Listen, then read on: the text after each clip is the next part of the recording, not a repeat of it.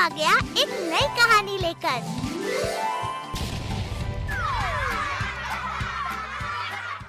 भूखी चुड़ैल। पूर्वी भारत में एक छोटा सा गांव स्थित है, रामगंज। राजस्थान से रामगंज जाने के दो रास्ते हैं।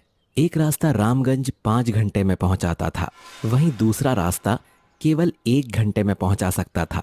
लेकिन फिर भी लोग छोटे रास्ते को छोड़कर लंबे रास्ते से जाना ही पसंद करते थे, क्योंकि वो रास्ता बेशक लंबा था लेकिन महफूज था। और छोटे रास्ते पर भूखी चुड़ैल का साया था, जो उस रास्ते से गुजरने वाले हर शख्स को खा जाती थी। शुभम ये सब अपने दोस्त रवि को बता रहा था। ये बात सुनते ही रवि जोर जोर से हंसने लगता है और कहता है, क्या यार शुभम, तू अब तक इन बातों पर विश्वास करता है? भाई मैं तो वही बता रहा हूँ जो मुझे उस बड़े चौकीदार ने होटल से निकलते हुए बताया था। अच्छा, और क्या बताया था उसने? अरे जब मैंने उसे बताया कि हम रामगंज जा रहे हैं तो उसने खुद ही ये सलाह दी थी कि छोटे रास्ते से मत जाना। क्यों? क्योंकि वहाँ चुड़ैल है। हाँ भाई, और वो ये कहते हुए बहुत डरा हुआ था। मुझे लगता है हमें लंबे रास्ते से ही चलना चाहिए। अबे जा बे डरपोक, हम दिल्ली से यहाँ एडवेंचर करने आए हैं और 3 दिन बाद वापस ऑफिस जाना है। इतना टाइम नहीं है हमारे पास कि 1 घंटे का रास्ता तय करने में 5 घंटे बर्बाद कर दें। हाँ भाई, पर अगर सच में भूखी चुड़ैल मिल गई तो उसे कुरकुरे खिला देंगे। हंसना बंद कर और मैप पे चेक करके बता कौन सा रास्ता छोटा है। भाई ये लेफ्ट वाला। रवि लेफ्ट की तरफ गाड़ी मोड़ लेता है और चलने लगता है। रवि और शुभम दोनों पिछले 3 साल से एक ही कंपनी में काम कर रहे होते हैं।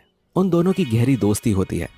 हर साल वो एक साथ छुट्टी लेकर कहीं ना कहीं घूमने जरूर जाते हैं, और इस साल वो राजस्थान घूमने आए हैं। 3 दिन में ही सारा राजस्थान घूम लेने के बाद वो निश्चित करते हैं कि अब रामगंज घूमने जाएंगे, और अभी वो उसी रास्ते पर जा रहे हैं। क्या हुआ, इतना चुप क्यों है? कुछ नहीं भाई, डर लग रहा है। डरने की क्या बात है? अच्छा एक काम कर, ये ले।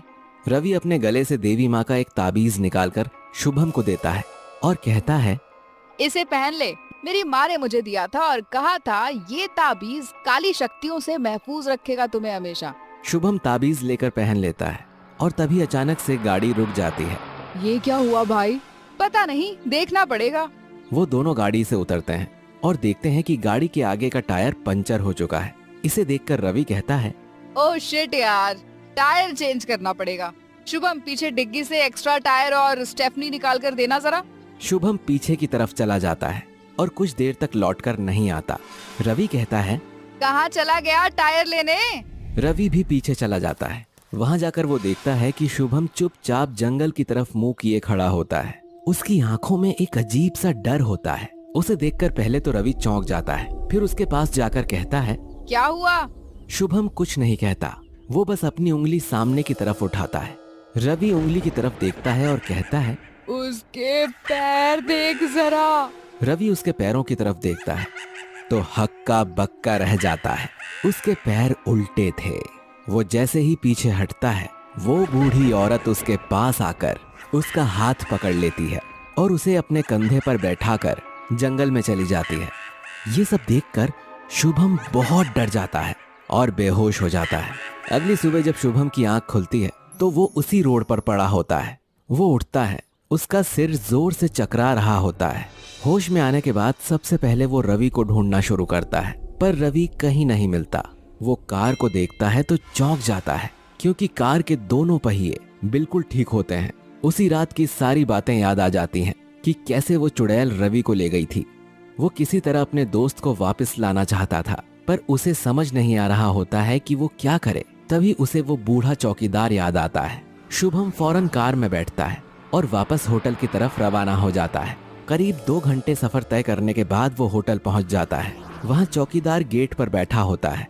शुभम उसके पास जाकर कहता है, बाबा मैं शुभम, याद है ना कल रात हम रामगंज जा रहे थे और याद से, सब याद से, और तन्ने देख के मालूम होवे है कि तन्ने हमारी बात मानी ना और निकल पड़िए उसी रास्ते से। क्यों छोरे? जी बाबा, वो चुड़ैल मेरे दोस्त को ले गई। क्या उसने उसे मार दिया होगा? ना ना, वो भूखी चुड़ैल है। अगर उसके हाथ इंसान लग जावे तो वो उसे फौरन ना खाने, वो पहले 3 दिन शैतान की पूजा करे है, फिर अपने शिकार को खावे है। बाबा, लेकिन उसने मुझे अपना शिकार क्यों नहीं बनाया? मुझे क्यों छोड़ दिया? वो केवल रवि को ही क्यों ले गई? अपने गले में देख बेटा। शुभम देखता है तो उसके गले में देवी माँ का वही ताबीज होता है जो रवि ने उसे दिया था। इस ताबीज ने तन्ने बचा लिया, वरना तुम दोनों ही आज उसका शिकार हो जाते बेटा। ताबीज देखकर शुभम रोने लगता है और कहता है बाबा, मेरे दोस्त को बचा लो, कुछ भी करके मेरे दोस्त को बचा लो। उसे रोता देख चौकीदार का दिल पिघल जाता है और वो कहता है, रो ना बेटा, मैं एक औरत को जानता हूँ जो तेरी मदद कर सकती है। कौन है वो औरत? उसी भूखी चुड़ैल की बहन। हमारी मदद एक चुड़ैल की बहन क्यों करेगी? वो चुड़ैल नहीं है, वो इंसान है। उसकी उम्र 100 साल से भी ज्यादा है। पहाड़ के पीछे वाले मंदिर में रहती है, सिर्फ वो ही थारी मदद कर सके है छोरे। तो चलिए बाबा, वहाँ चलते हैं। चौकीदार और शुभम फौरन गाड़ी में बैठकर वहाँ से निकल पड़ते हैं। कुछ देर गाड़ी चलाने के बाद वो उस मंदिर में पहुँच जाते हैं। वो बूढ़ी औरत मंदिर में देवी माँ के सामने बैठकर आरती कर रही होती है। कदमों की आहट से वो औरत आरती रोक देती है। शुभम उसके पास आकर कहता है, माँ, जानती हूँ, सब जानती हूँ। तेरे दोस्त को ले गई ना वो? जी माँ, मैं क्या करूँ? देवी माँ पर भरोसा रखो। आप मेरी मदद करेंगी ना? माँ के घर से कोई खाली हाथ वापस नहीं जाता, तू भी नहीं जाएगा। चल मेरे साथ। कहाँ? उसी रास्ते पर। वो तीनों गाड़ी में बैठ जाते हैं और शुभम गाड़ी चलाने लगता है। कुछ देर बाद वो बूढ़ी औरत एक जगह गाड़ी रुकवाती है और बाहर जाकर वहाँ से थोड़ा मांस ले आती है। जब वो वापस गाड़ी में आकर बैठती है तो शुभम पूछता है, इसका क्या करोगी माँ? मेरी बहन को मांस बहुत पसंद है, इससे वो खींची चली आएगी।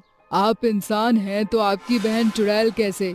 वो भी इंसान ही थी, पर एक श्राप के चलते चुड़ैल बन गई। कैसा श्राप? मैं अपनी बहन के साथ बहुत खेला करती थी। वो काफी अच्छी थी, सिर्फ एक कमी थी, भूख बहुत लगती थी उसे। एक बार अपनी भूख के चलते एक साधु का खाना चुरा कर खा गई। उस साधु ने उसे श्राप दिया कि उसकी भूख अब कभी नहीं मिटेगी, और तब से वो हमेशा इसी रास्ते पे भटकती रहती है और मांस खाती रहती है। वो बूढ़ी औरत एक लाल पोटली दिखाते हुए कहती है, इस पोटली में साधु की दी हुई राख है। यह राख उस भूखी चुड़ैल पर डालते ही वह भस्म हो जाएगी। बातें करते करते वो उस रोड पर पहुंच जाते हैं। वो लोग कार से बाहर निकलते हैं और बूढ़ी औरत रोड के बीच में मांस रख देती है और कुछ देर बाद वो भूखी चुड़ैल वहां आ जाती है। वो आते ही चौकीदार पर हमला कर देती है। चौकीदार जोर जोर से चिल्लाने लगता है। तभी बूढ़ी औरत उसके पास आती है और लाल थैली से राख निकालकर उस चुड़ैल पर फेंक देती है और देखते ही देखते चुड़ैल गायब हो जाती है। चुड़ैल के गायब हो जाने के बाद शुभम कहता है, मेरा दोस्त रवि कहाँ है? सीधे उस तरफ जाओ, वहाँ चुड़ैल की कुटिया है, रवि वहीं होगा। शुभम वहां जाता है और रवि को ले आता है और वो सब गाड़ी में बैठकर वापस निकल जाते हैं। ओह, मैं तो बताना भूल ही गया। ये कहानी आपको अच्छी लगी तो वीडियो को लाइक, कमेंट और शेयर कर दो। अच्छा, फिर आऊँगा एक नई कहानी के साथ।